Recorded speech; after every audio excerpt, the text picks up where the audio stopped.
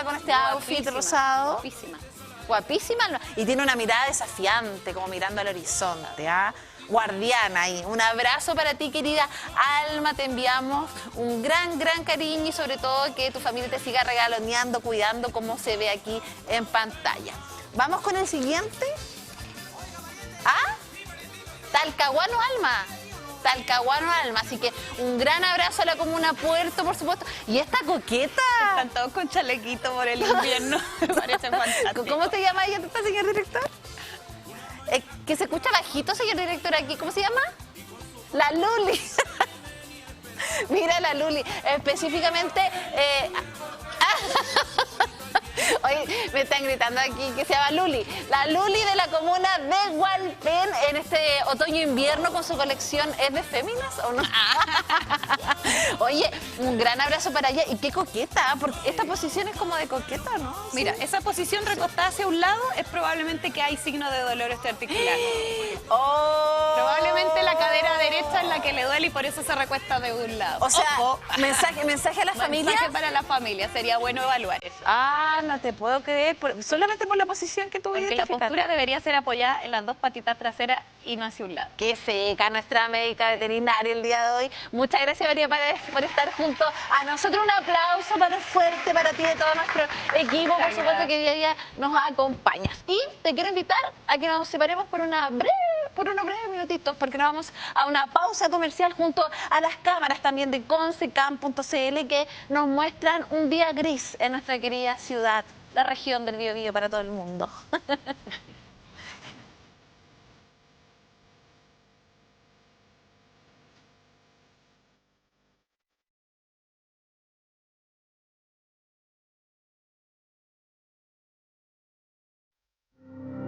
La zona costera del centro-sur de Chile ha experimentado un descontrolado cambio de uso del suelo.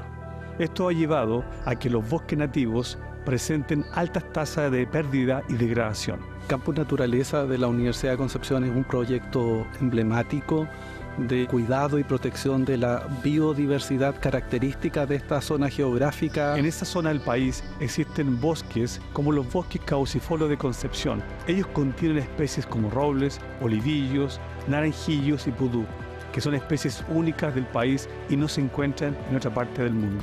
El principal objetivo será la conservación y restauración de la biodiversidad regional mediante un espacio que dé oportunidades para la investigación, la educación y la recreación.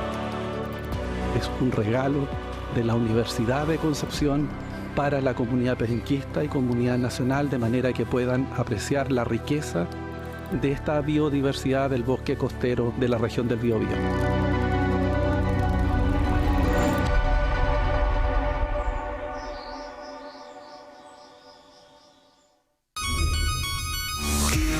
Soy Soledad Oneto y quiero hablarles de algo que como periodista me importa, la tecnología que conecta nuestras vidas. Elegí ser parte de Mundo porque es una empresa que comparte mis valores: credibilidad, responsabilidad, inclusión y sobre todo innovación. Mundo es una empresa chilena nacida en la región del Biobío que ha logrado ser la más premiada y reconocida de Latinoamérica. Y por tercer año consecutivo los consumidores han reafirmado su lealtad con nosotros gracias a nuestra calidad, rapidez y estabilidad. Mundo no solo es tecnología de vanguardia, es una empresa comprometida con la inclusión digital, asegurando que todos tengan acceso a conexión de calidad. Yo elijo Mundo, la empresa que conecta a Chile con el futuro hoy. Conócenos en tumundo.cl. Innovación, tecnología y compromiso al alcance de todos. La emoción es un estado mental pasajero que provoca una conmoción en nuestro cuerpo. Es decir, aquí se provoca una unión entre el cuerpo y la mente, ¿cierto?, cuando estamos experimentando una emoción, ¿ya? ¿Qué se define como alimentación emocional? Alimentación emocional es una conducta que tenemos para regularnos frente a alguna emoción que transitamos, ¿cierto? Y utilizamos la comida como mecanismo para regularnos frente a esa emoción. ¿Y por qué me gusta decirlo así? Porque creo que es la manera como más simple de entenderla, y creo que también al escucharnos la gente va a empezar a decir: oh, yo soy comedor emocional, yo como emocionalmente. Sí, todos somos comedores emocionales. No juzgarlo como algo malo ni bueno, sino que responde a nuestra esencia mamífera. En el fondo es un mecanismo que es adaptativo frente a algunas situaciones que experimentamos y que nos sirven para ir como sobreviviendo y evolucionando, ¿cierto? Porque ese es como un poco el objetivo de nuestro cerebro, ¿sí? Entonces, como primero decir que no es algo malo ni bueno, sino que es algo que solo sucede y que depende de un montón de factores. Empezamos a dejar de conectarnos entre nosotros, empezamos a dejar de pensar y mirarnos a nosotros mismos, porque hay un aparato que nos saca de la realidad, por decir así, del día a día, y que nos impide por momentos, y mientras más tiempo es, más momentos nos impide hacerlo, el conectarnos con el mundo real, con las sensaciones reales que vivimos, con las cosas que en verdad podrían ser urgentes para cada uno de nosotros, desde nuestro organismo, desde nuestras sensaciones físicas hasta nuestras sensaciones emocionales, y nos rompe y nos corta la comunicación real con el entorno.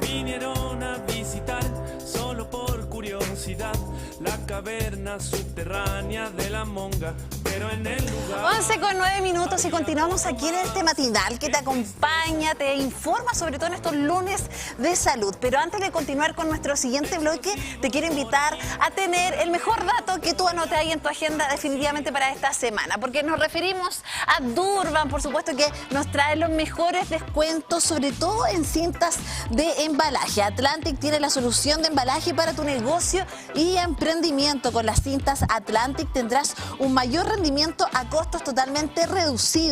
Cintas de embalaje, doble contacto, pegote y film para paletizar. Por supuesto, las soluciones de embalaje Atlantic cuentan con descuentos de hasta un 72% de descuento en importadora Durban. Contamos con despachos a todo Chile para precios mayoristas y más información en durban.cl.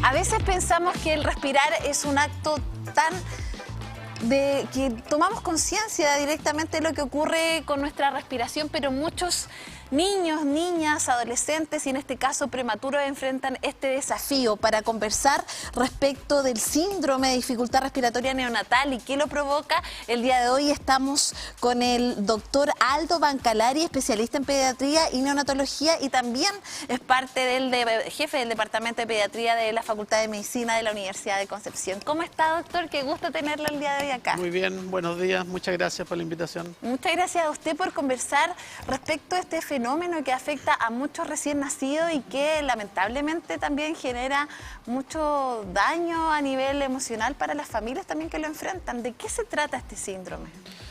Bueno, el síndrome de dificultad respiratoria abarca una serie de enfermedades de recién nacidos que se manifiesta por signos de síntomas como dificultad respiratoria, como su nombre lo dice, que significa tejido respiratorio, alivio nasal, retracción subcortal, taquipnea, o sea, aumento de la frecuencia respiratoria.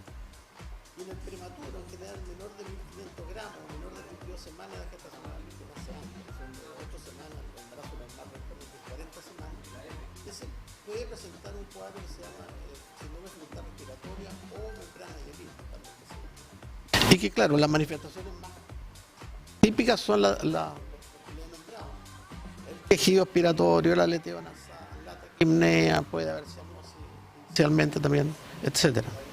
Doctor, ¿pero qué es lo que provoca que muchos prematuros también tengan este tema? No, lo que pasa es que el prematuro que nace, como les decía, antes, en general antes de las 32 semanas de edad gestacional, nace con todos sus órganos maduros, pero uno de los órganos más inmaduros es el pulmón. Y en el pulmón hay una sustancia que evita que se colapse el pulmón al final de la expiración, que se llama surfactante. Y esa sustancia surfactante está en poca cantidad en los prematuros, especialmente, repito, en los de muy bajo peso, menores de 32 semanas de edad gestacional. Entonces el niño tiene que hacer mucha dificultad en cada inspiración, porque en la expiración, en vez de haber un volumen residual que se llama como un volumen de reserva para que no se colapse los alvéolos, estos se colapsan al final de la expiración. Entonces se tiene que despegarlo en cada inspiración el niño, y eso significa mucho esfuerzo respiratorio, y al final terminan cansándose, pero ese esfuerzo, cuando es muy intenso, hay que colocarlo al niño en ventilador mecánico. Doctor, ¿y cuál es la realidad de los prematuros aquí en la región del Biobío y sobre todo de los casos que a usted muchas veces le ha tocado ver directamente? ¿Pero en qué sentido la realidad? En cuanto a las cifras, por ejemplo, de recién nacidos que están enfrentando esta realidad. No, bueno, la enfermedad de membrana hialina, en general, el niño bajo 1.500 gramos, aproximadamente el 50% de los niños lo presentan. Y no lo presentan más fundamentalmente porque los obstetras en este momento colocan, hacen maduración pulmonar a través de un corticoide antenatal que le colocan a la madre, que se llama la betametasona. Son 12 miligramos, separados, 2 dosis separados en 24 horas. Y eso hace que madure normalmente el pulmón, pero no totalmente. Pero eso ha significado que si los niños que muchas veces hacen esta síndrome de dificultad respiratoria sea más atenuado y no sea tan grave como era hace 30 años atrás. O sea, hemos evolucionado en cuanto a los tratamientos y a la tecnología también para poder apoyarlo a ellos. No cabe ninguna duda, o sea, uno de los avances más importantes de la neonatología moderna es todo el soporte respiratorio que se ha dado en los últimos 30, 40 años, con el surfactante, con la maduración pulmonar previa a las madres, con los nuevos ventiladores mecánicos de cuarta generación que son realmente excelentes. Antes eran realmente... Los primeros ventiladores que se usaron, por ejemplo, en recién nacidos, eran ventiladores de adultos, que se adaptaron para un recién nacido. ¿Y eso generaba algún daño, por ejemplo? Por supuesto, o sea, le daban volúmenes pulmonares muy altos, la fracción inspirada de oxígeno eran solamente 3, 21%, 60% y 100%, no como ahora que uno puede, entre 21% y 100% uno lo puede dosificar la fracción inspirada de oxígeno que exactamente requiere el niño. Eran ventiladores, como repito, como de adultos, estos 50 años atrás, y no habían neonatales, pero ya al final, en la década del 70, empezaron a haber ventiladores neonatales, y esto había un progreso enorme, digamos, los últimos 15 a 20 años, con ventiladores que dan una ventilación mucho más gentil al recién nacido, al decir gentil, que provoca mucho menos daños.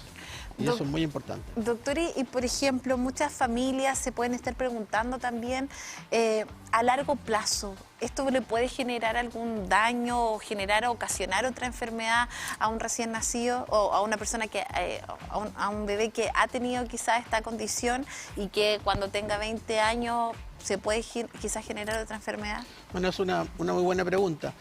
El síndrome de dificultad respiratoria, cuando es severo, o cuando requiere por alguna razón la inmadurez del pulmón, por ejemplo, un niño de 25 semanas de gestacional que pesa 700 gramos, ese niño no tiene el esfuerzo respiratorio suficiente para valerse por sí mismo. Entonces uno tiene que apoyarlo normalmente por un ventilador mecánico. Mientras más tiempo está en el ventilador mecánico y con mayores concentraciones de oxígeno, mayor es la posibilidad de que desarrolle una enfermedad crónica pulmonar que se llama displasia broncopulmonar. Y esta displasia broncopulmonar, como toda la enfermedad en general en medicina, se clasifican en leve, moderada y severa.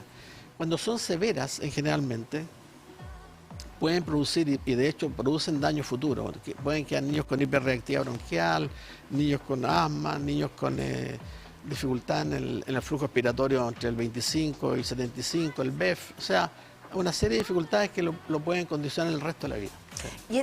Y cuando hablamos de este síndrome, doctor, ¿esto ustedes lo identifican en la etapa previa o en el proceso de gestación ya, o una vez que ya el bebé nace y ahí se empiezan quizás a hacer todos estos tratamientos? Obviamente se empiezan a hacer estos tratamientos para que el bebé tenga las mejores condiciones en cuanto a su respiración. Justamente como uno sabe que los niños en general que nacen antes de las 34 semanas pueden hacer esta dificultad respiratoria, los obstetras aquí en todas partes del mundo lo maduran antes con betametasona, con un corticoide, que acelera la producción de surfactante del pulmón. Entonces, el niño nace con mayor cantidad de surfactante y no se produce el colapso pulmonar, como les explicaba anteriormente.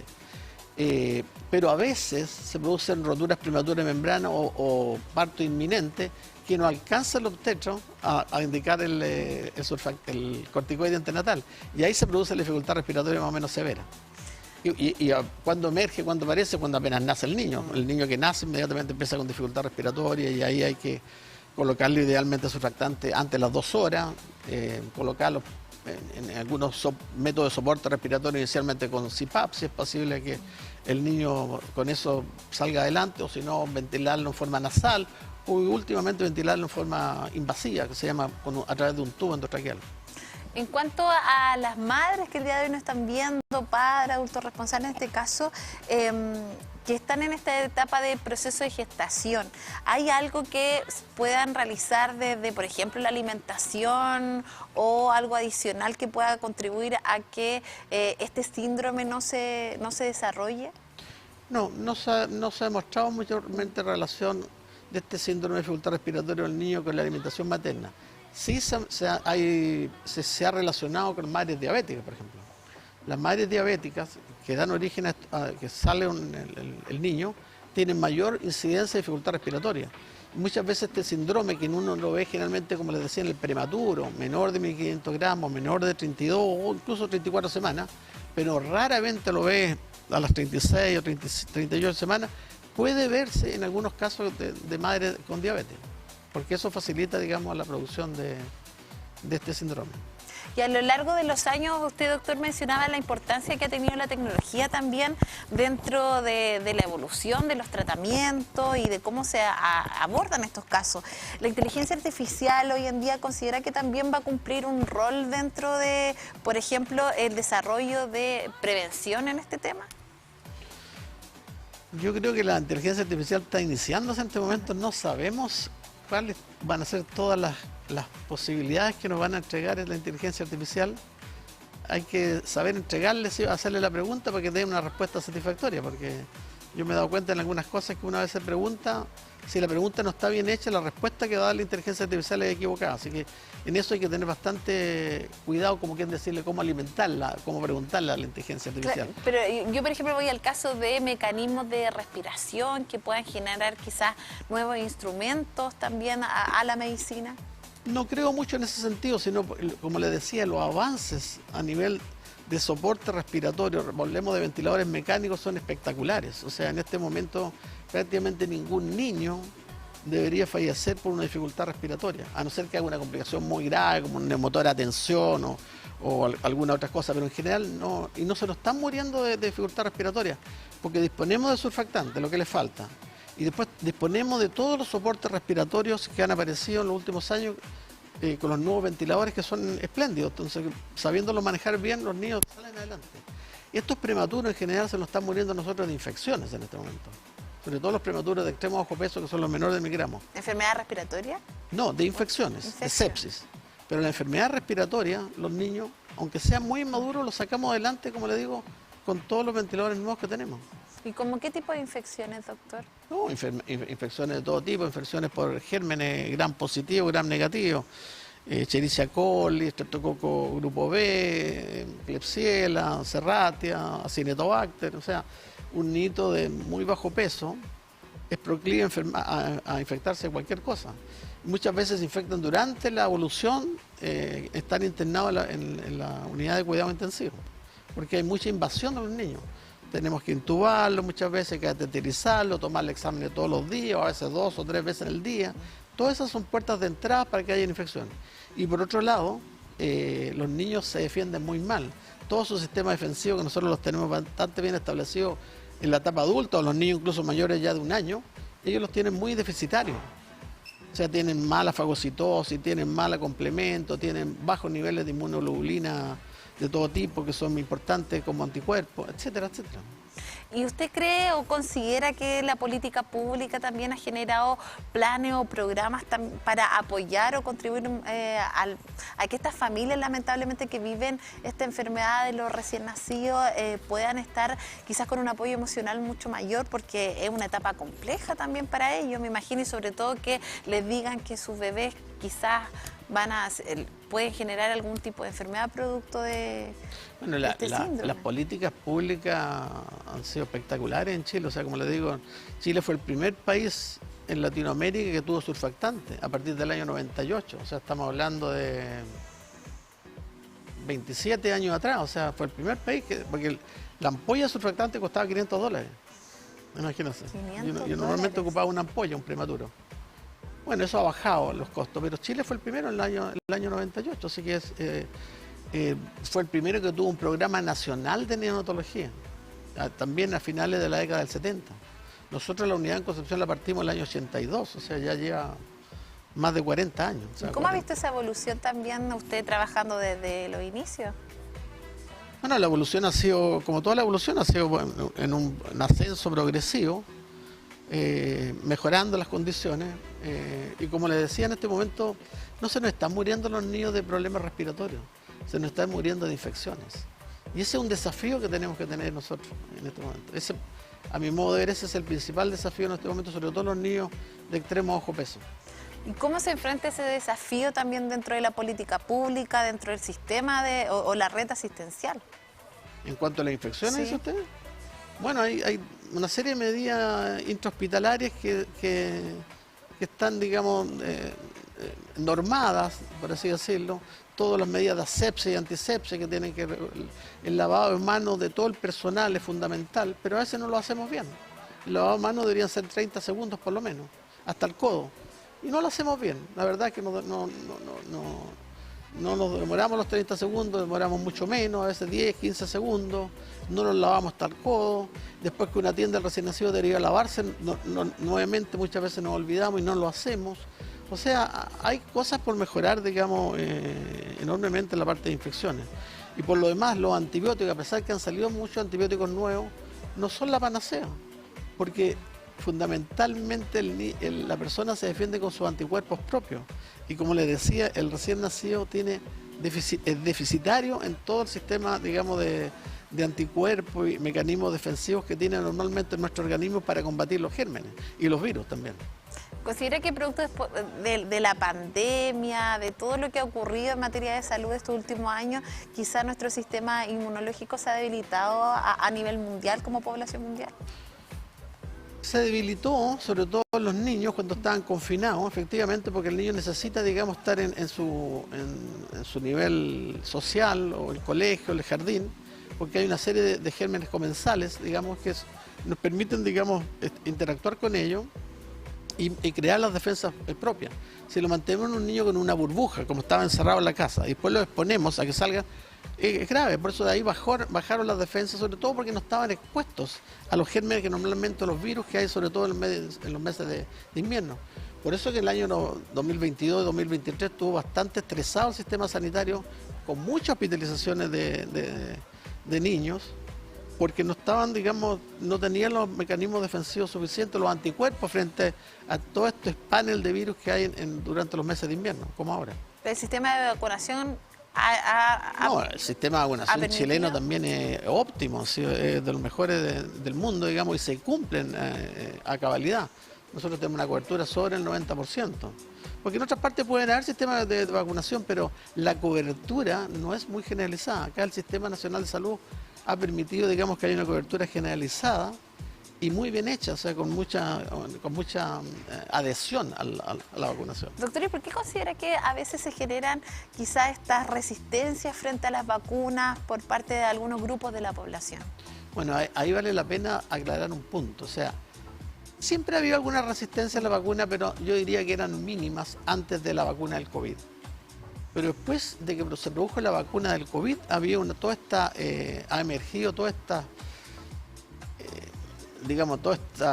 grupo de personas, digamos, antivacunas, que son un grupo chiquitito, pero hacen un montón de ruido y crean problemas. En este momento he sabido yo de algunas clínicas en Santiago y hospitales que no le están permitiendo colocarle ni la BCG ni la vacuna de la hepatitis a los niños, que son vacunas que hay que colocarle apenas nacen, porque no quieren. Le dicen, no, yo no quiero que a mis niños le coloquen esta vacuna.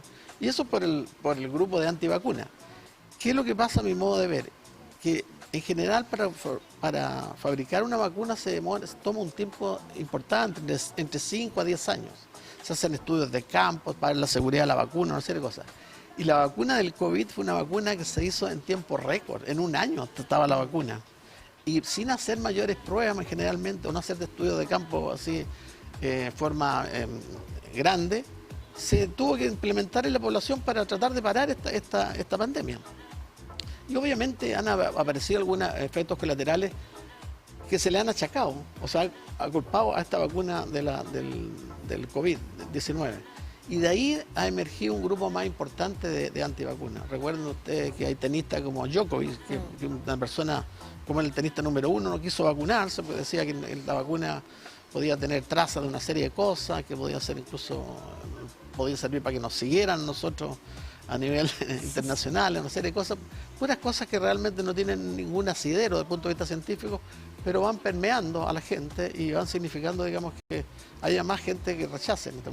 Pero yo creo que el punto de inflexión en el aumento del grupo de antivacunas ha sido la vacuna de COVID, y que tienen cierta, si uno se pone así bastante purista, tienen cierta razón, porque han habido algunas complicaciones con esta vacuna, y una vacuna que, repito, no estaba suficientemente probada tal como están las otras, las que han habido, porque se tuvo que producir rápidamente y se tuvo que inmunizar a toda la población mundial para tratar de frenar la pandemia, y fue un éxito de todas maneras. Pero claro, como faltaban un poco de estudios, hayan habido algunos casos de... Quedaron ciertas reticencias también por parte Claro. de la población. Y en este sentido es importante en estos lunes de salud poder visibilizar, por ejemplo, diversos tipos de enfermedades, por qué se provocan, cómo podemos prevenir, y en este caso también abordar una temática que viene con los más pequeñitos, los recién nacidos también, y desde el punto de vista de la neonatología, poder conocer las causas de esto. ¿Cuáles son las recomendaciones, por ejemplo, a todas las madres que en este minuto están gestando y que de alguna forma tienen ciertos temores respecto a si su hijo o hija van a ser prematuro o prematura? Bueno,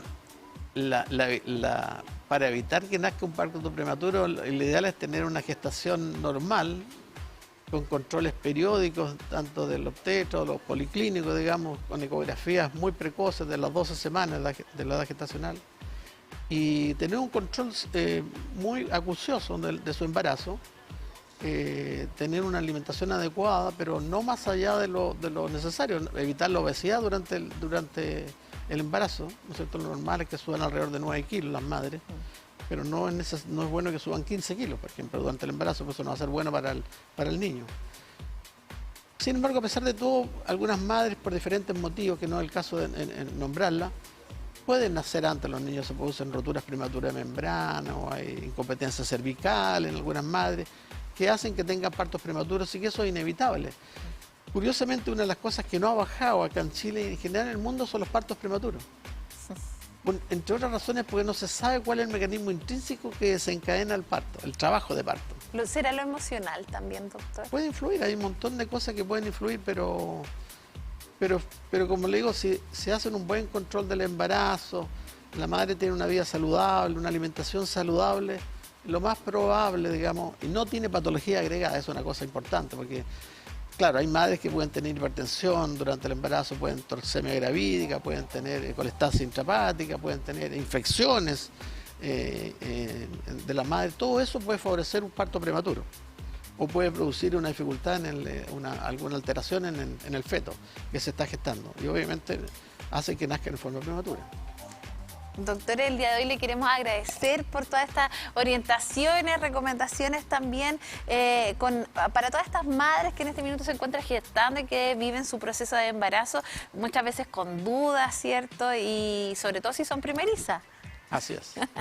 Doctor, muchas gracias por estar con nosotros en este lunes de salud, y lo invito también a usted para que vuelva a conectarse al Matinal Siempre Juntos, porque nos vamos a separar solo por unos breves minutos y volvemos en este día lunes, ya siendo las 11:32, avanzando aquí el Matinal.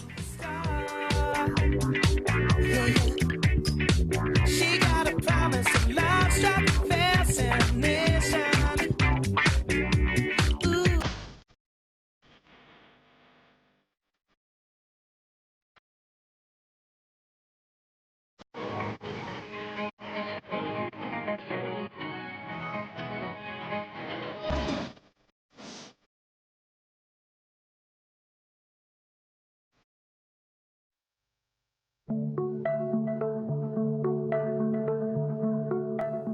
Apolinaria García Cancino, soy profesora titular en la Universidad de Concepción y dirijo el Laboratorio de Patogenicidad Bacteriana. Todo comenzó el año 1995 cuando escuché en un seminario de un estudiante del Magíster en Microbiología hablar sobre el Helicobacter pylori. Me pareció un microorganismo súper interesante, pero yo creo que el momento clave fue cuando un médico gastroenterólogo se acercó a mi departamento preguntando en caso alguien investigaba esta bacteria. Tenía muy claro la importancia de este microorganismo en salud pública, por lo tanto de ahí comenzamos a hacer proyectos colaborativos y eso fue muy fructífero en el tiempo. En realidad este probiótico tiene mucho sustento científico, tiene 15 publicaciones que avalan su eficacia, porque un probiótico es un microorganismo vivo también, es otra bacteria que también fue aislada en el estómago humano. Esto es un microorganismo que al ser ingerido confiere un beneficio para la salud de la persona que lo ingiere. En este caso específico, si uno ingiere el probiótico, este le cubre todo lo que es el epitelio gástrico, lo protege, de tal manera que cuando uno ingiera un alimento contaminado con Helicobacter pylori o agua contaminada, no va a poder este patógeno adherirse al estómago porque ya está copado su lugar. Además, la cepa probiótica le va a producir distintas sustancias que lo van a matar. Cabe señalar que este probiótico también es inmunobiótico, es decir, regula beneficiosamente la respuesta inmune de quien lo ingiere. Esto quiere decir que disminuye citoquinas que promueven la inflamación y aumenta citoquinas que son antiinflamatorias. El sabio dicho popular, prevenir es mejor que curar. Pienso que se gastan mucho más recursos cuando tú intentas curar un problema. En cambio, ¿por qué no mejor prevenir? Los países como Alemania y otros trabajan mucho la medicina preventiva y yo creo que justamente eso es lo que a mí me gusta y el probiótico apunta a eso. Por eso que fue muy innovador en su momento, porque no había otro en el mercado ni en la literatura que apuntara a prevenir la infección por este patógeno y de esta manera prevenir las diversas enfermedades que se asocian a esta bacteria. Veo el futuro de este probiótico muy auspicioso. ¿Por qué? Porque lo veo impactando no solo a nivel nacional, en la salud pública nacional, sino que también en otros países, que he vendido a través de la empresa chilena Liva Company, sino que también a través de una filial de la empresa italiana Sacosystem está a nivel internacional. Bueno, en todo momento la Vicerrectoría de Investigación y Desarrollo ha sido crucial en el desarrollo y en la presentación de la solicitud de patente, ya que cuando lo hice sin esa colaboración cometí muchos errores, pero cuando ya recurrí a las personas que son expertas en el tema, especialmente la colaboración de la OTL, Universidad de Concepción, la Unidad de Propiedad Intelectual UPI-UDEC, todo se facilitó. Además te están diciendo que ya sea el producto que tú patentaste o un proceso, no hay otro igual en el mercado o es mucho mejor lo que tú estás ofreciendo. Y eso, para mí como científica, es súper motivante. Bueno, haber recibido este premio Mujer Inventora 2025 me llena de satisfacción. Por supuesto que agradezco a INAPI por este reconocimiento, no solo mío, ¿no es cierto?, sino a todo mi grupo, porque es un estímulo para seguir tratando de mandar nuevas solicitudes de patente y ver que efectivamente se reconoce el trabajo arduo que hemos realizado en torno a este tema por años.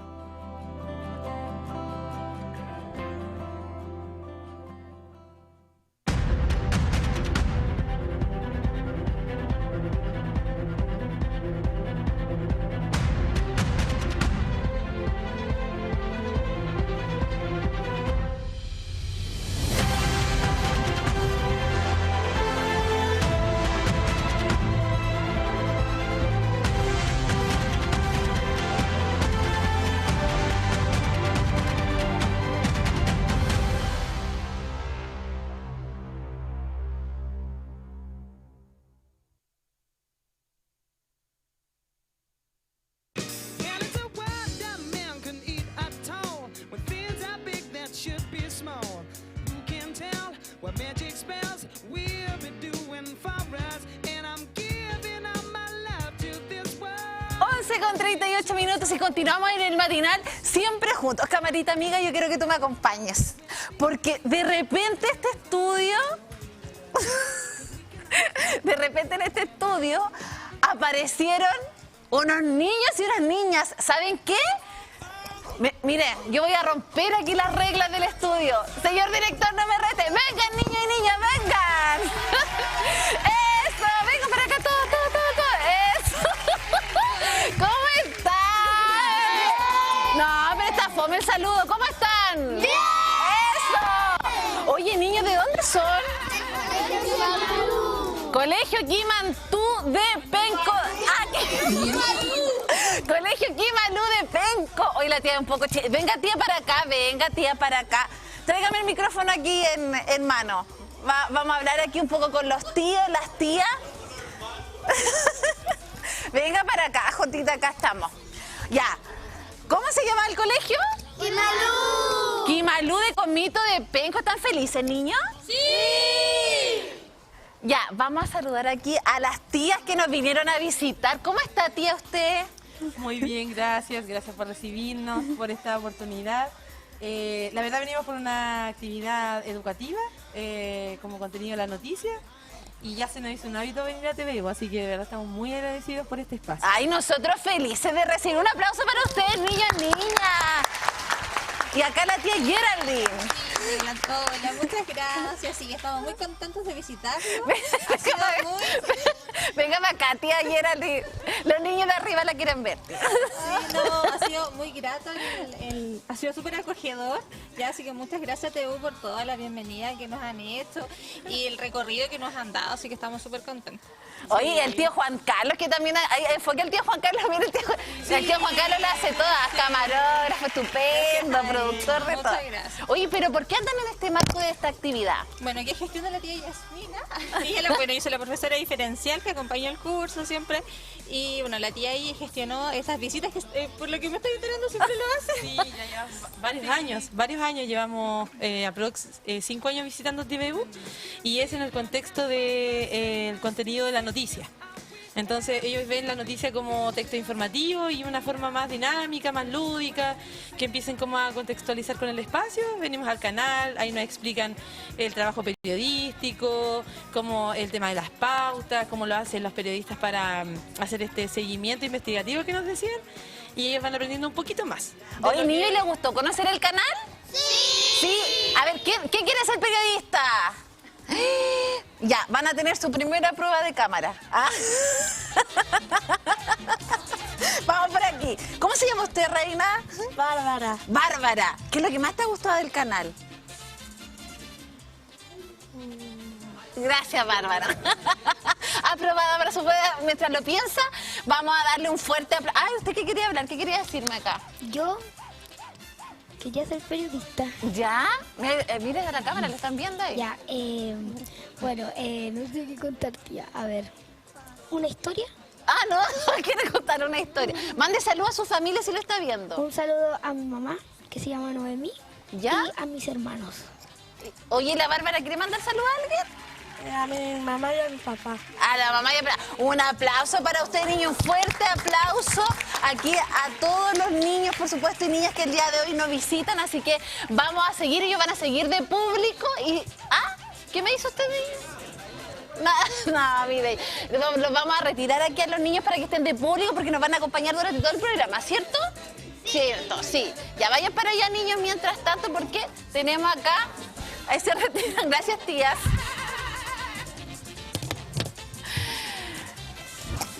Mi queridísimo, vamos a continuar. Tome romerito nomás, tome romerito para acá. Si estamos en vivo, programa en vivo.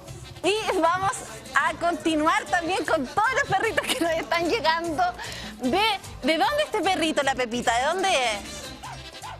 No saben, anótenos de dónde son también para que ya podamos comentar también las fotografías que nos llegan, porque Pepita ya nos enviaron aquí su fotografía. Y esta perrita, Canela, oye, puras perritas el día de hoy, ¿ah? Canelita también, que nos visita este día de hoy, porque recuerdan que hoy día es el Día Mundial del Perro, y qué mejor que visibilizar a todos estos perritos y perritas que llegan, como nuestra querida Blanquita también, que no sé de qué comuna, anoten de qué comuna. Oye, mira, Blanquita sacó aplausos. Un aplauso para Blanquita. Oye, qué emotiva. Deberíamos hacer el programa con público. Me gustó esta idea.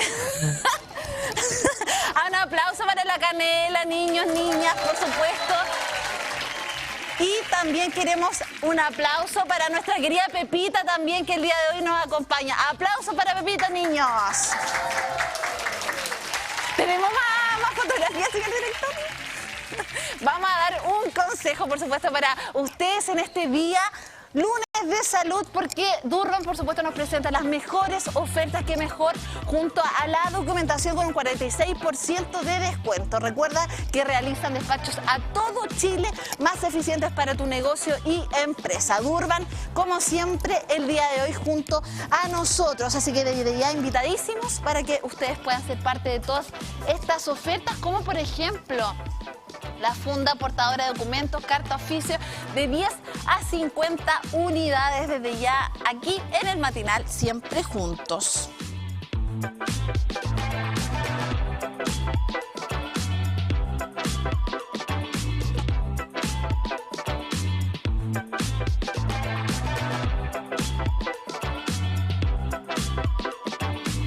En este día, lunes de salud, ya estamos con nuestros profesionales que nos orientan respecto a diversas temáticas, enfermedades y también nos entregan un análisis de lo que corresponde a la salud aquí en la región del Biobío. El día de hoy estamos con Cristian Rojas, kinesiólogo de la Red del Servicio de Salud de Concepción. Muchas gracias por estar acá el día de hoy. ¿Cómo estás, gracias Cristian? a ustedes. Muy bien, muchas gracias. Con Pamela, público gracias te por la invitación. Sí, así me estaba dando cuenta.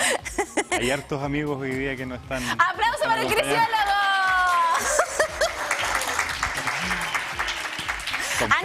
¿Niños han ido al kinesiólogo? No, nunca han ido al kinesiólogo. Vamos a entregar alguna orientación. Las tías sí, yo creo que han ido al kinesiólogo las tías, ¿sí o no? Sí, pues las tías totalmente. El día de hoy queremos hablar respecto al tema respiratorio y sobre todo al uso muchas veces de los ventiladores y este tema que está vinculado también a los niños, niñas y adolescentes. Me gustaría que nos pudieran entregar también una visión global de cómo se utilizan cada uno de estos implementos y la importancia también que tienen para la salud. Sí, bueno, primero agradecerle la invitación. Yo con mucho gusto venir para acá y para contarle un poquitito también y hacer extensivo lo que estaba conversando también el pediatra hace un ratito atrás, y que tiene que ver con todo esto que se pone un poquitito más en boga en este tiempo, ¿cierto? Que son las enfermedades respiratorias y el uso de los inhaladores, que es un tema bastante importante y que nosotros le hacemos harto énfasis, sobre todo en las salas de respiratorias de los centros de salud, de los CESFAM de nuestra red. Y es importante porque todos los años en realidad se hace bastante énfasis en el correcto uso de los inhaladores. Los inhaladores son una forma de administración de un medicamento, ¿ya? Hay que considerar que muchas de las patologías respiratorias que cursan, sobre todo en niños y en adultos mayores, que son las poblaciones objetivos de mayor cantidad o de mayor preocupación, van a necesitar la administración de un inhalador, ¿ya? Yo, de hecho, traje aquí algunas cositas. El inhalador que todos conocemos, ¿cierto?, que tiene este formato. Mostrémosle la cámara 2, doctor. El inhalador que todos conocemos, que tiene el formato ya que han usado en algún momento, que todos conocemos, y que está compuesto por varias piezas en realidad, que es el cartucho del inhalador que contiene el medicamento, el canister, ¿cierto?, que es el dispositivo que va a generar que el medicamento sea propulsado, y la tapa, ¿ya?, que es la tapa de protección del mismo medicamento, ¿ya? Entonces, cuando nosotros hacemos educación a los papás y hacemos educación a los adultos mayores, es súper importante considerar varias cosas en la administración de los inhaladores. Primero, que es sumamente fundamental que el inhalador siempre y absolutamente siempre sea utilizado con aerocámara, ¿ya? ¿Se refiere a eso? Exactamente. La aerocámara, que es esta otra cosa que traje yo por acá, que en este caso esta es una aerocámara pediátrica, ¿ya?, que también se compone de varias partes, ¿ya? Esa, doctor, esa aerocámara, ¿para qué edad está recomendada aproximadamente? Esta es pediátrica, esta es de niños desde 2 años en adelante hasta los 5 años aproximadamente. Hasta los 5 años. Sí. Y hay varios tipos de aerocámara en realidad, ¿ya? Pero antes de ver el tipo de la aerocámara, ¿por qué es tan importante que el inhalador sea utilizado con aerocámara?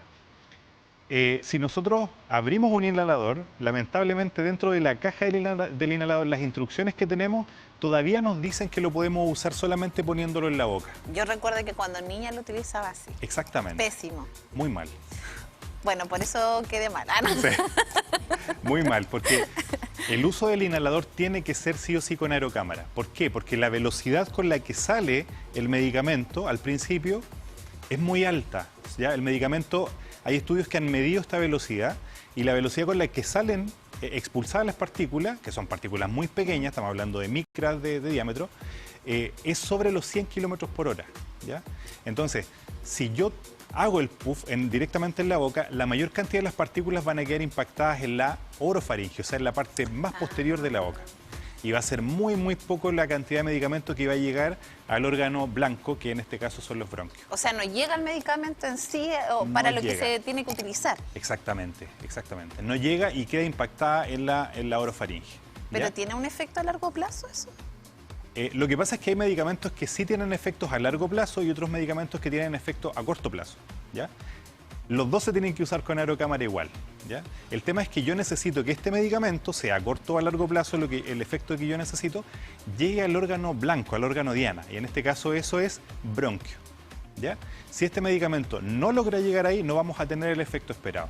Simplemente no lo vamos a tener. Por eso es importante también que cuando se utilizan, por ejemplo, estas aerocámaras, esté bajo la supervisión muchas veces de un adulto responsable, y sobre todo en los establecimientos educacionales, muchas veces donde las profesoras a veces tienen que... Claro, son las encargadas de administrarlo. Claro, de administrar algún tipo de medicamento. Sí, sí. Bueno, en el caso de las aerocámaras, como les comentaba, lo que hacemos en el fondo es que al momento de administrar el medicamento, ¿ya?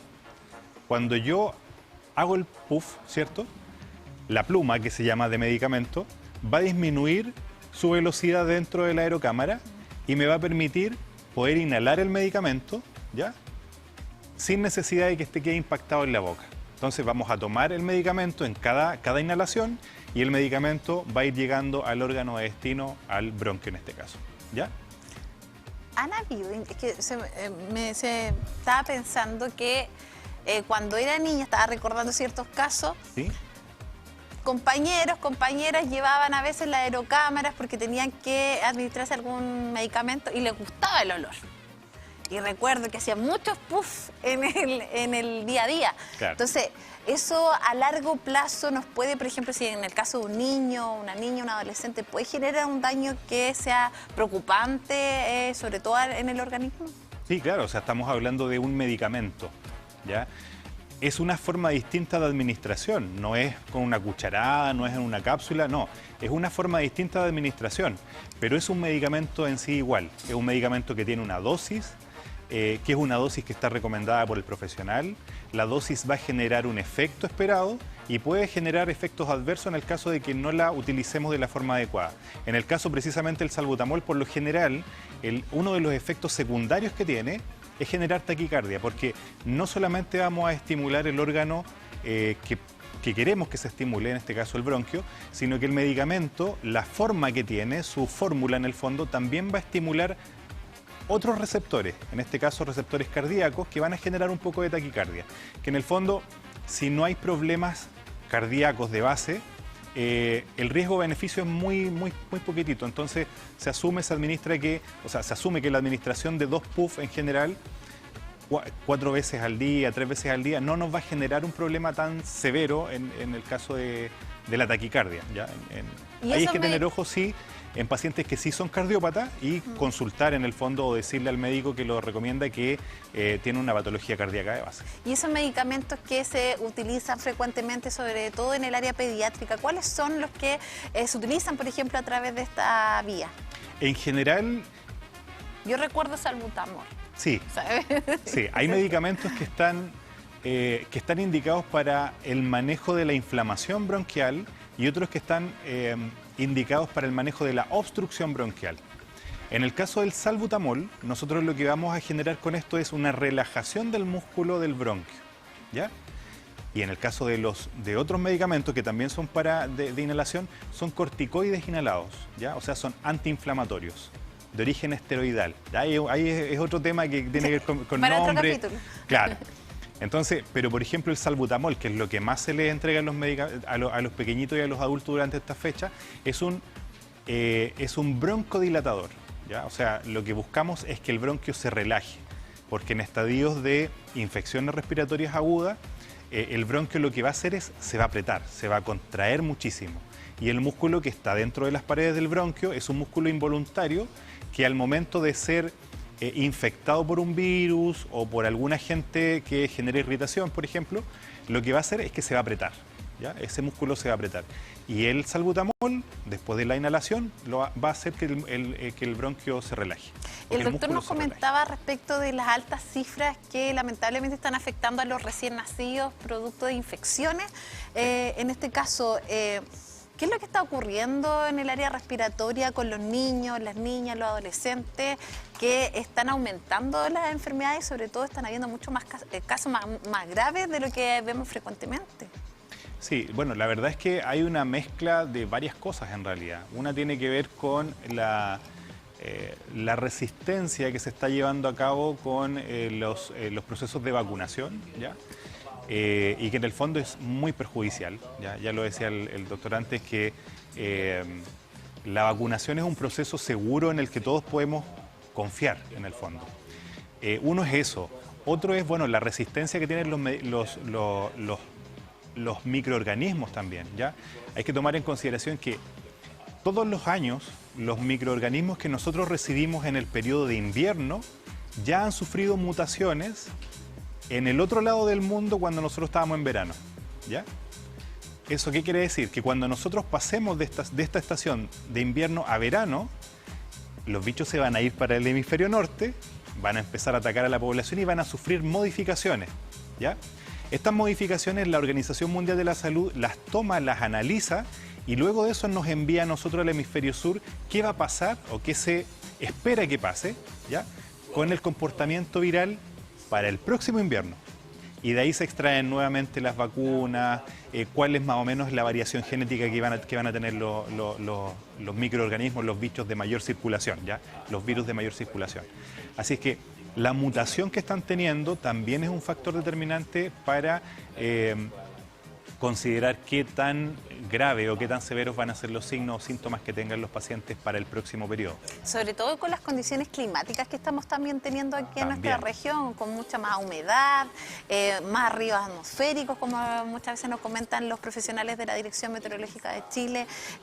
¿Cuáles son esas recomendaciones para todas las familias que nos están viendo y que de alguna forma están transitando alguna enfermedad respiratoria o quieren prevenir, tomar ciertos resguardos también en materia de salud?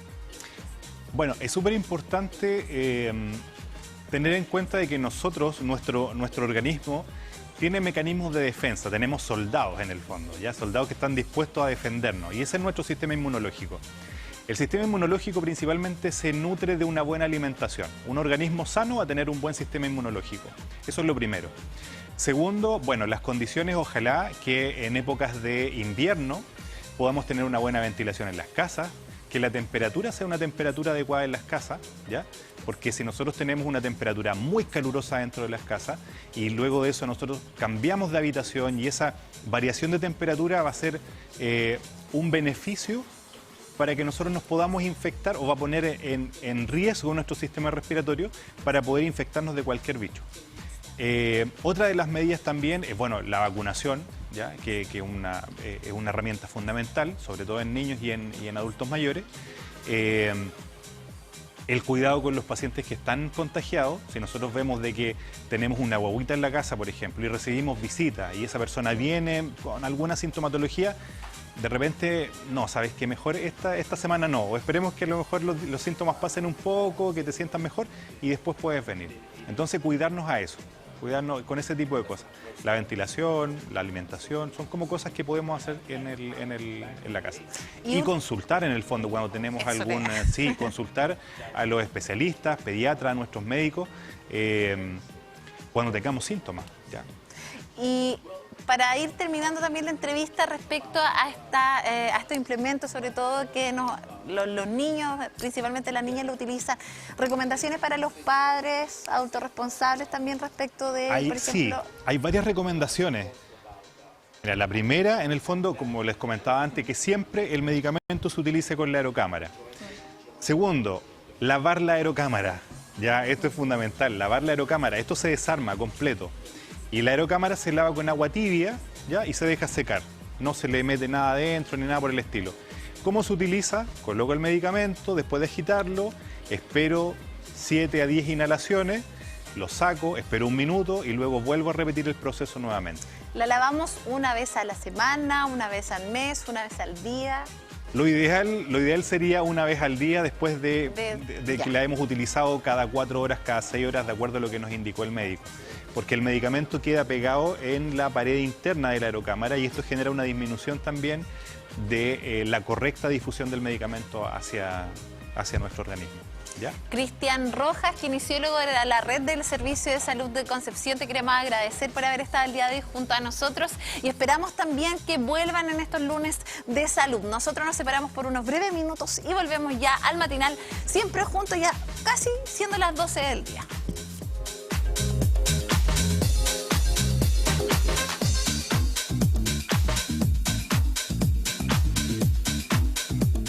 Cuando miramos el mar, ¿qué vemos? Desde la Universidad de Concepción vemos ciencia, arte, biodiversidad y trabajo. Vemos nuestro futuro. Nos preguntamos por la vida en sus profundidades y buscamos descifrar sus misterios para crear conocimiento y progreso. La UDEC y su comunidad científica te invitan a mirar el mar, valorarlo y cuidarlo, porque su presente sustenta nuestro mañana. TNT Sports volvió a Mundo. Contrata hoy TNT Sports en Max más fibra 1000 megas por solo 19.990 pesos por 6 meses. Mundo, sponsor oficial de todas las rojas. Mundo, calidad y tecnología al alcance de todos.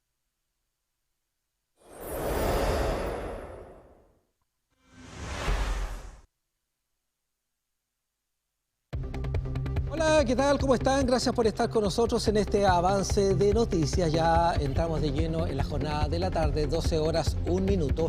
Y vamos a comenzar la revisión informativa sobre este subsidio único al empleo, que se está trabajando de diversas perspectivas, todo en la línea de lo que está ocurriendo en torno al tema económico, que ha sido uno de los temas más sensibles durante este año, durante este semestre, a consecuencia de lo ocurrido con Huachipato. Efectos negativos, 20.000 puestos de empleo que se perdieron. Es en ese sentido que toma relevancia esto. Digamos que autoridades de gobierno, de trabajo, encabezaron la presentación regional del subsidio único al empleo, una iniciativa que busca unificar y fortalecer los apoyos al empleo con foco en mujeres jóvenes y trabajadores vulnerables. Durante la actividad que estamos viendo se detallaron los principales beneficios del nuevo subsidio, su impacto en la región del Biobío y el estado actual del proyecto de ley que lo impulsa en tramitación en el Congreso Nacional. Hay varias iniciativas de ley que están siendo tramitadas en el Congreso. Escuchemos la voz de las autoridades. Un subsidio al empleo y que va a tener beneficiarios tanto al empleador como al trabajador. Es aproximadamente un 30% de la remuneración que tengan los trabajadores y que equivale aproximadamente a 2,5 ingresos mínimos mensuales. Finalmente viene a ser como 1.200.000 pesos. Ese es el tope. Lo hemos dicho con mucha fuerza durante los últimos meses. Tenemos instrumentos que son bien relevantes en la región del Biobío, como fue el reciente anuncio del FOGAES, precisamente para ayudar al rubro de la construcción a que haya más proyectos de infraestructura en construcción de vivienda y departamentos con esta ayuda crediticia, esta garantía del Estado para que haya más proyectos. Eso va a traer trabajo, va a traer desarrollo en la región.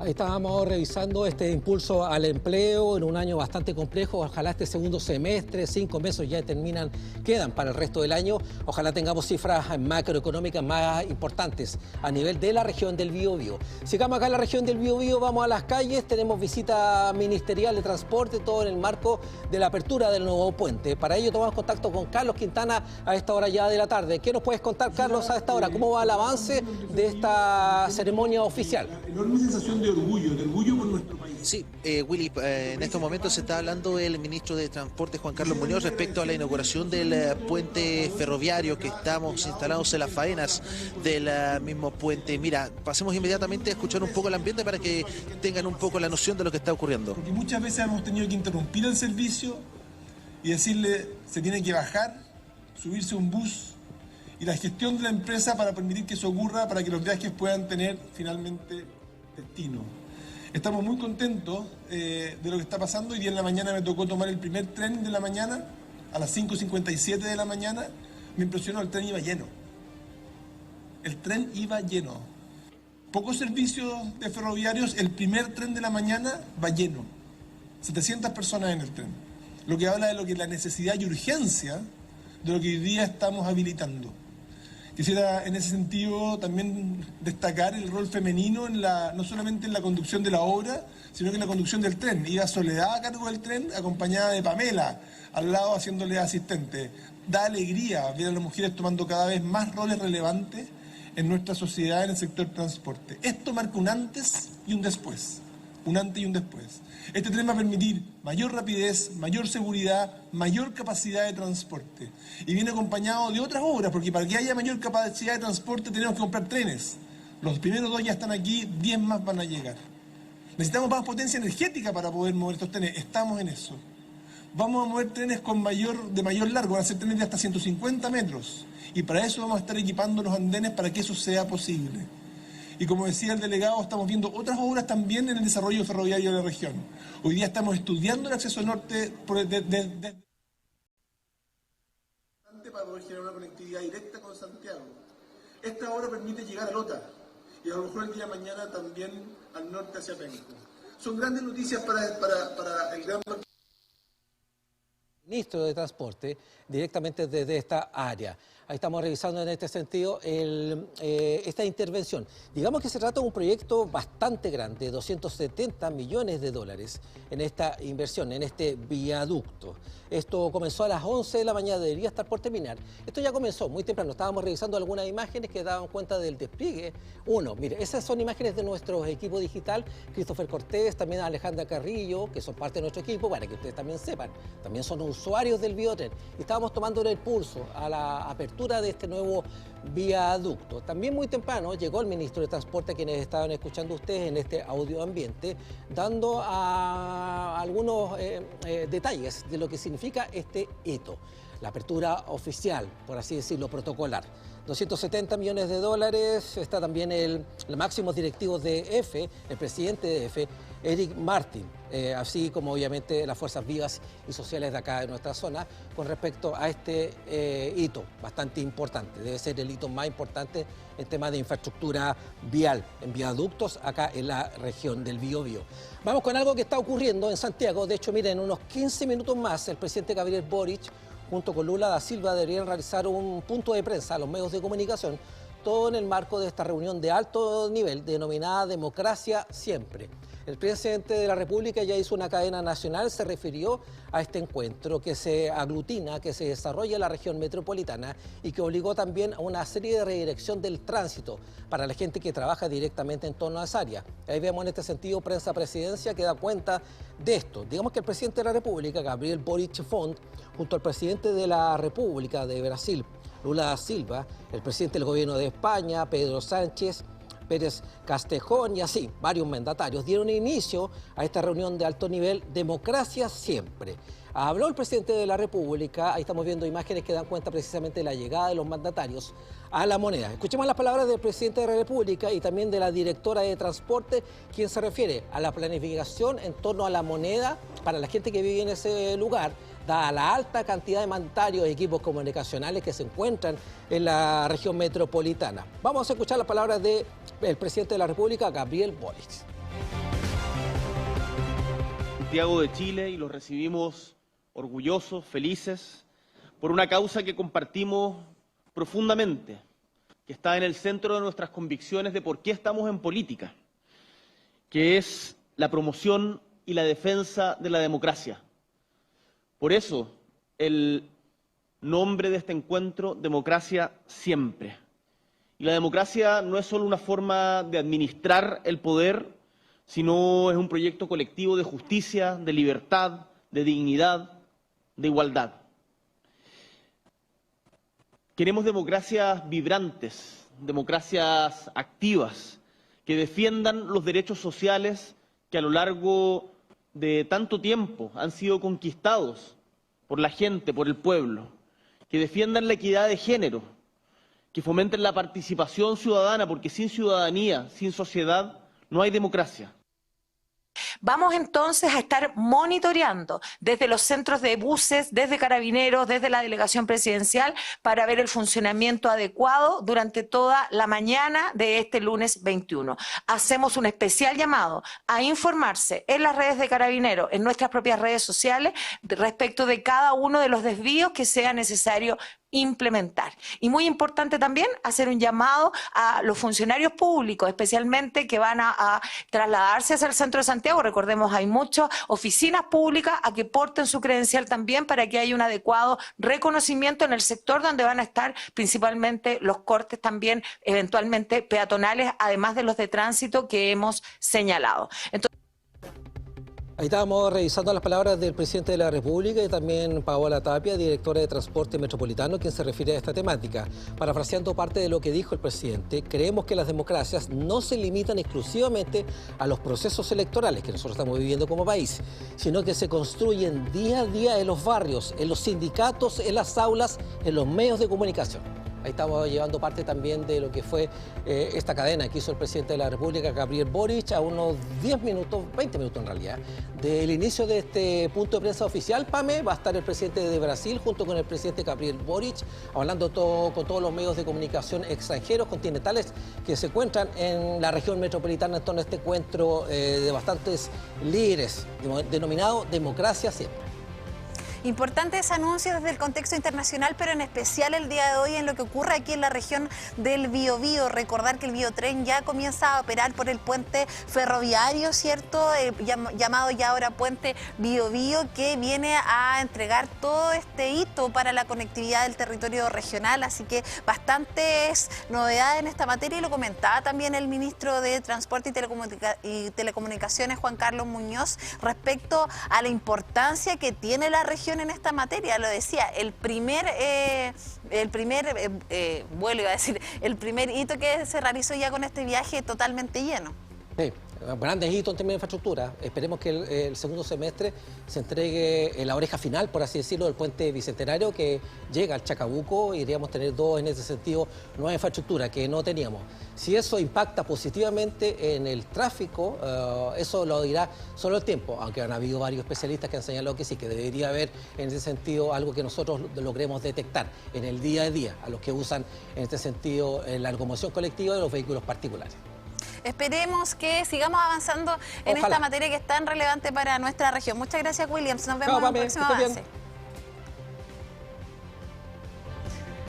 Y ya siendo las 12:11, yo quiero entregarte un dato que tú necesitas, sobre todo en esta época donde ya vamos a volver a clases, ¿cierto? Después de estas vacaciones. Y por supuesto, queremos que tú les des a tus hijos menos pantallas y más momentos junto a Giorgio Market y la nueva Arena Creativa Atlantic. Incentiva la creatividad y la motricidad de los pequeños en casa, por supuesto, durante las vacaciones y también en lo que queda del año. No es tóxica, múltiples colores disponibles y con moldes para echar a correr tu imaginación en casa. Encuentra en Giorgio Market y en giorgiomarket.cl este producto y otros muchos más para entretener a tus hijos en casa. Giorgio Market, más barato imposible. Y tú ves estás acá con este outfit? ¿De dónde es este outfit? Yo te digo, pues bueno, de Féminas, porque están ubicados en Concepción, en la Galería Olivieri, y en Chillán, en Avenida Libertad 676, Caracol, local Primavera 22. Recuerda que realizan despachos a todo el país. Recuerda visitar www.feminastienda.cl y además conocer, por supuesto, parte de su Instagram para que te enteres de todas las novedades. ¿Tienes una cita, una actividad, un panorama? Bueno, encuentra ese outfit que tú necesitas en Féminas, porque Féminas está acá, en el matinal, siempre juntos.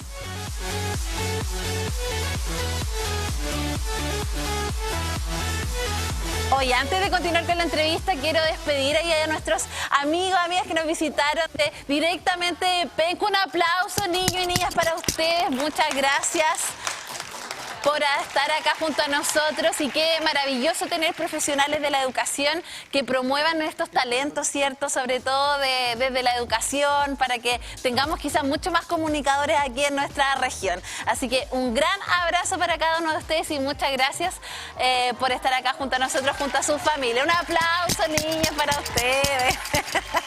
Me dice el director que se pueden ver en YouTube, ¿ah? Se pueden ver en YouTube. Y estudien, estudien, para que cumplan ahí todos sus sueños y sus metas. Chao, chao, se despiden. Chao, chao, chao.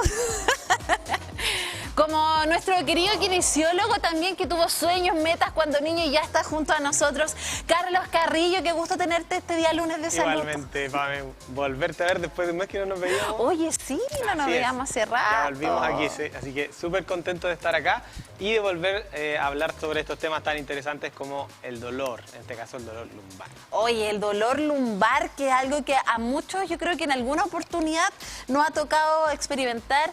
Es doloroso, yo creo que impide el bienestar de nuestra calidad de vida, y además muchas veces nos cuesta volver a la realidad después de haber vivido algo así.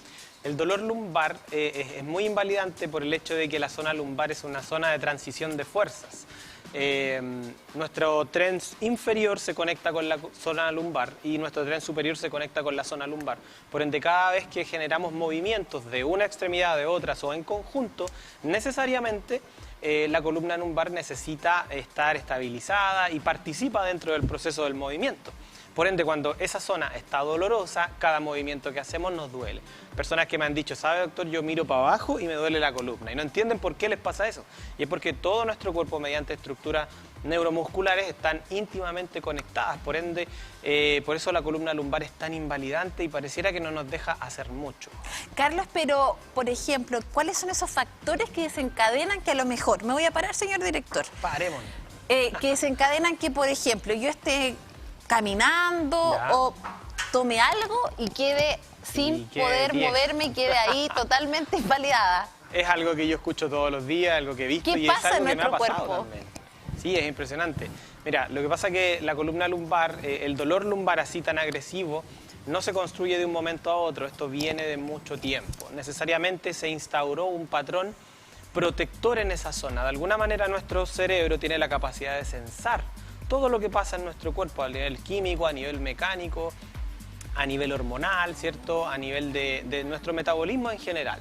Por ende, cuando el cerebro primero refiere una posible alarma o un posible daño, necesariamente va a poner en cuidado ciertas zonas, ¿ya?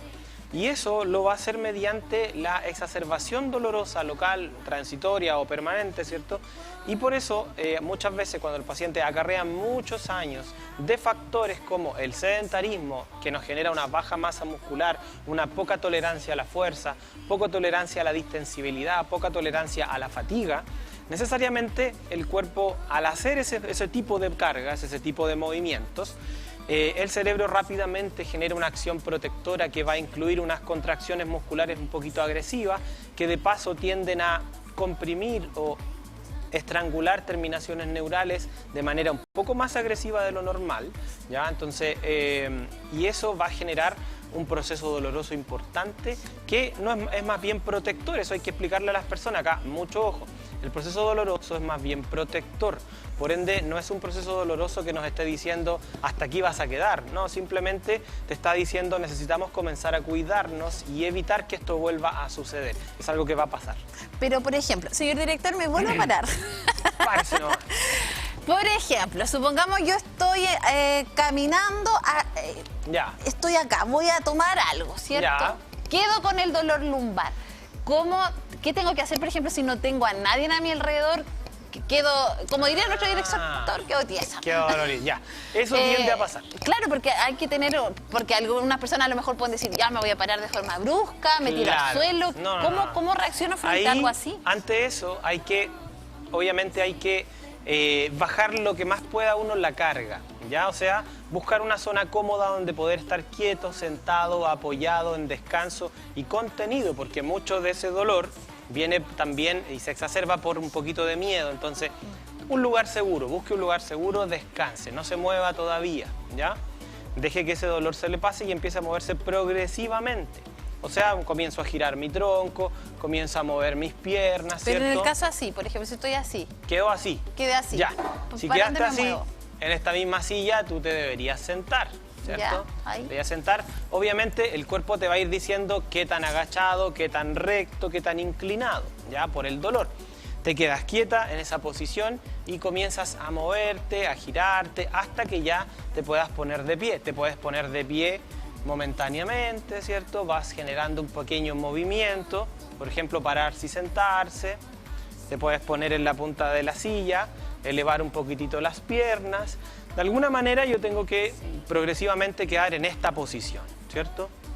Y desde ahí yo ya puedo generar marcha, por ejemplo, y poder trazar un poquito de ejercicio ya mucho más liviano, recostado, subir las rodillas de pie, ¿cierto? Apoyarme desde una silla y obviamente abrir las piernas, ¿cierto? Y progresivamente yo debo generar más movimiento. En ese mismo momento, no cometa el error de quedarse extremadamente quieto, ir a ponerse rápidamente una inyección de diclofenaco. Obviamente cuando hay mucho dolor y el paciente se tiende a asustar mucho, ¿ya? Pero si logras mantener la calma, lo más probable es que solo con movimiento, algún antiinflamatorio, que tenga un efecto potente analgésico, baje un poquito el dolor y ya lo más probable es que al otro día ya te puedas mover un poco mejor. María Paz Cataldo nos mencionaba el mismo tema respecto a los animales y tú también lo has señalado, que uno no tiene que acostumbrarse al dolor. En este caso, por ejemplo, me siento o tomo las indicaciones que tú me mencionas y digo, ya se me pasó y no voy al doctor. Ya, comprendo.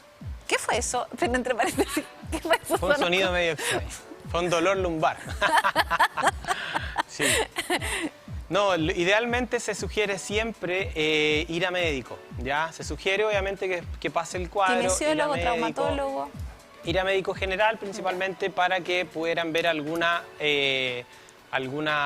imagen, ¿cierto? Que nos diga si es que hay realmente algo comprometedor en la columna, que es lo más probable que no lo haya.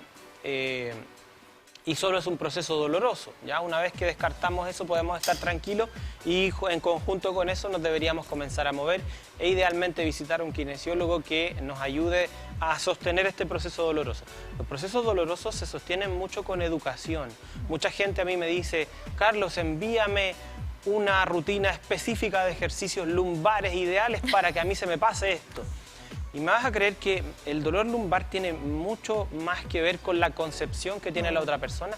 Que si la persona catastrofiza su cuadro y piensa que esto nunca se va a acabar, y que en el proceso doloroso es así, tenemos pensamientos catastróficos muchas veces. No voy a poder volver a moverme, no podré hacer más ejercicio. Entonces, el autosaboteo también. El autosabotaje. Entonces, ahí hay un proceso de educación en neurociencias del dolor que es vital que el profesional lo haga. Si no hace educación en neurociencias del dolor, el paciente, por más ejercicio que tú le hagas, por más indicaciones que le des, técnicas, o por más que vigiles la forma en que el paciente hace ejercicio, lo más probable es que no mejore mucho. Y en este caso que estamos hablando también del lumbago, puede pasar, considerando esta condición que yo te menciono, llego a la casa. Llegas a la casa. No voy al doctor. Y me dicen, ponte agüita, pañitos fríos o pañitos calientes, un saquito. ¿Cuál es el tipo de calor que tengo que tener en mi cuerpo? Ya. Frío o caliente, ese es el tema, porque algunos dicen frío, otros punto caliente. Importante, uno dice frío, otros calor. Sí, es totalmente, es un poquito irrelevante, ¿ya? Si a la persona que está en casa el frío le genera mayor analgesia, póngase frío. Si le genera mayor analgesia el calor, póngase calor, es irrelevante, ¿ya? Aunque de los dos, el calor es mucho mejor, ¿ya? Porque aumenta la capacidad de llegada de sangre y que llegue sangre a un tejido es mucho más óptimo porque llegan más nutrientes, hay barrido de sustancias algógenas, sí, exactamente, el calor es mucho mejor. Pero ambos son irrelevantes si los comparamos con lo que realmente debemos hacer cuando nos pasa esto, que es no dejar de movernos.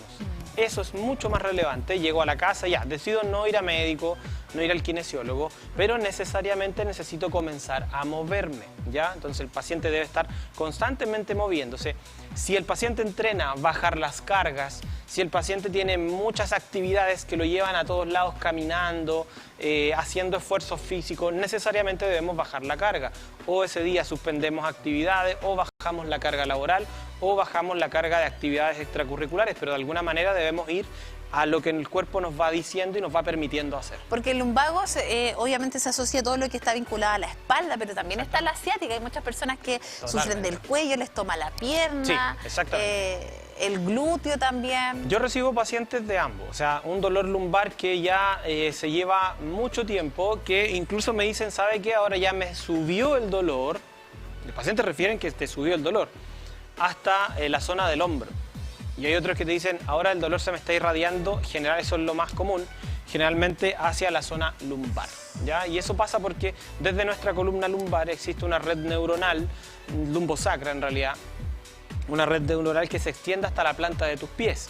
Los nervios tienen función motora y sensitiva, por ende estos nervios van a coordinar las actividades sensitivas, o sea, lo que siento en toda mi pierna y cómo se mueve mi pierna, los músculos, la acción con los ligamentos, la dilatación de las venas y arterias, el movimiento del sistema linfático, todo lo que sea motricidad también va a estar coordinado sobre esos nervios y por ende esa unión funcional es la que permite que un dolor que está en la espalda se comience a irradiar en una trayectoria muy similar a un nervio.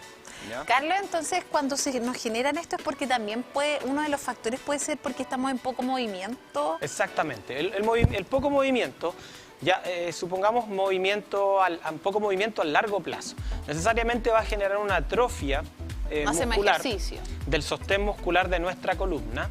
Eso te podría llevar a que aparezcan hernias, aparezcan discopatías, se aumente o se aceleren los procesos artrósicos que son degenerativos normales, ni siquiera son una gran enfermedad, pero se pudieran acelerar aún más y obviamente eso va a hacer que los músculos que sostienen la columna lumbar sean cada día menos tolerantes a las exigencias del día a día, menos tolerantes a la carga distensible, menos tolerantes a la carga compresiva, menos tolerantes a la fatiga, al movimiento repetitivo, ¿ya?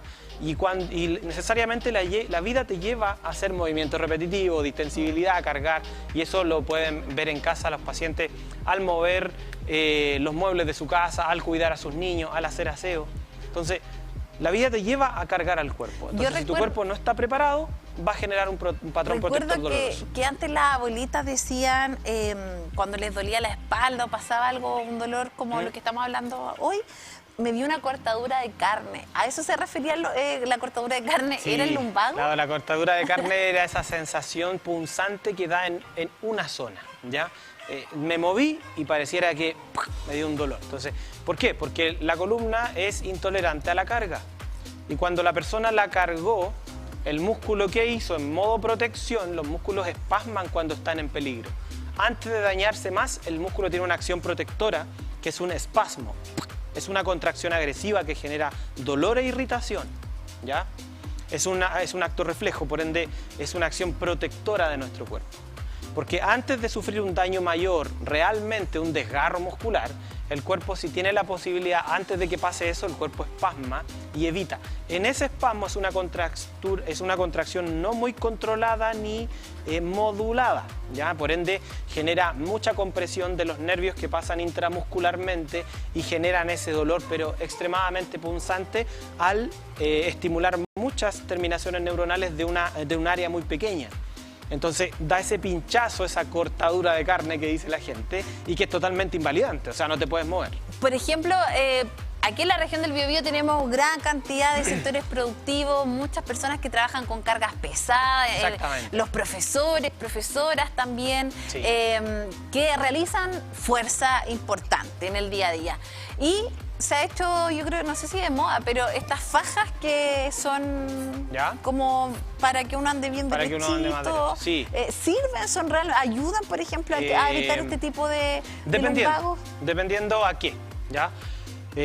Esas fajas sirven para tratar un dolor, sirven para cuidar tu columna, sirven para como tratamiento, no. Ya. No sirven de nada. Derechamente no sirven de nada. Está gastando plata entonces. Están gastando plata de más. ¿Para qué podría servir? Para un paciente que ejerce mucha presión lumbar por alguna cierta actividad, y obviamente como un componente propio del trabajo, ponerme esa faja y en actividades laborales mantenerme con alguna faja que me ayude a sostener, ¿cierto?, la columna lumbar. Eso me pudiera ayudar, ¿ya? Pero tampoco me va a impedir nada. O sea, puede ser un agente más preventivo que curativo. O sea, nunca lo tomen, nunca lo compren cuando ya el dolor está, no les va a servir de mucho. No les va a servir de mucho si es que no hacen lo esencial, que es potenciar su cuerpo exactamente. Ese tipo de faja. Ya, esto nos sirve si ya tenemos dolor. Si ya tenemos dolor es muy difícil que les sirva de algo, chiquillos, ¿ya? Obviamente prevenir, si yo sé que soy una persona que trabaja agachada en la construcción, recogiendo cosas, pegando cerámicos, te lo digo lo que me cuentan mis pacientes. Ya, pero ahí me quiero detener en algo que dijiste. ¿Cuál es la forma correcta en la que nosotros deberíamos agacharnos para evitar algún tipo de situación? Por ejemplo, yo voy a botar la taza. Ya, no. tírala, Voy a botar, no, el libro tampoco. Se me cayó. Ya, voy a botar la hoja. Ya. Vamos a botar la hoja. Se cayó la hoja. Ya, perfecto.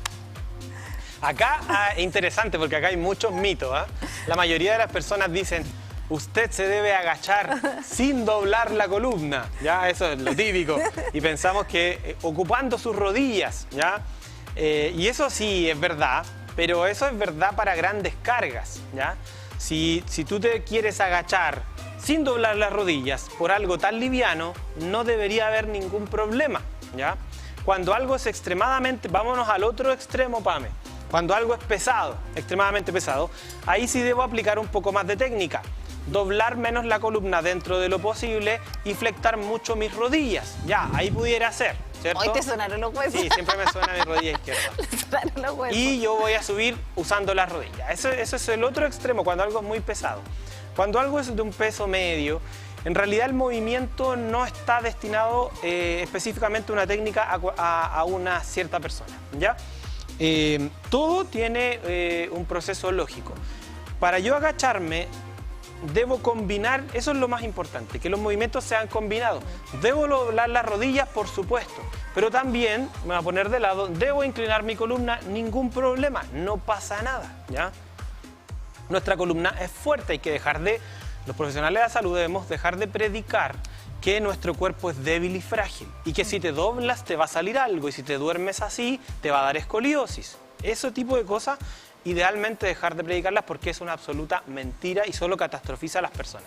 Cuando yo me quiero agachar, el patrón de movimiento debe ser combinado, debe ser un movimiento simple, debe ser un movimiento eficiente. Eso se llama control motor, ¿ya? Entonces, yo debo doblar las rodillas, sí, pero también puedo inclinar la columna. Lo importante es que sean las dos. Mira, cuando yo me pongo así, Pame, por ejemplo, yo estoy con mis rodillas dobladas, pero mi columna también está doblada y no hay problema. Es un movimiento rítmico, ¿cierto? Totalmente rítmico, no pasa nada. Y obviamente cuando ya pensamos que esto debe ser exclusivamente así, me debo acercar al lugar y obviamente bajar de... Y mi columna no se debe doblar, eso es mentira. Mi columna se puede doblar y no pasa nada, ¿ya? Esto se ha estudiado en personas que levantan peso. O sea, comparan una sentadilla así, con la columna doblada o inclinada, y una sentadilla así, y la sentadilla así no es más segura que la sentadilla que dobla. Estamos hablando de personas que levantan peso. Imagínate uno que se va simplemente a agachar. No pasa nada, no pierdan miedo de moverse, ningún problema.